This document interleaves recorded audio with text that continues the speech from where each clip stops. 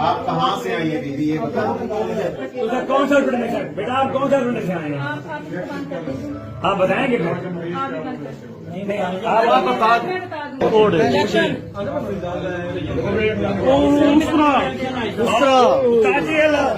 पहचान ये देखो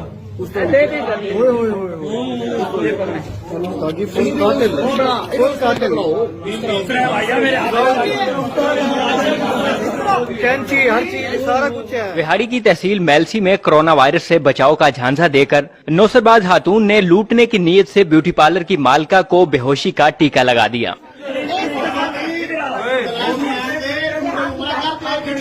बच्चों के शोर मचाने पर अहले इलाका ने लड़की को पकड़कर पुलिस के हवाले कर दिया। मुलजिमा के कब्जे से उस्तरा, कैंची, इंजेक्शन, सुरिंजें, कटर और दीगर मशकूक अशिया भी बरामद हुई। नौसरबाज लड़की खुद को नर्स जाहिर करके मोहल्ला टेलोपुरा में अरोमा जोजा अलादिता उर्फ कोड़े खान के घर में मौजूद ब्यूटी पार्लर में दाखिल हुई और मालिका को कहा कि हुकूमत ने कोरोना वायरस से बचाव के लिए टीके लगाने का कहा है, जिस पर उसने ब्यूटी पार्लर की मालिका को बेहोशी का टीका लगा दिया, जिसे देखकर बच्चों ने शोर मचा दिया, जिस पर अहले मोहल्ला ने नौसरबाज खातून को पकड़कर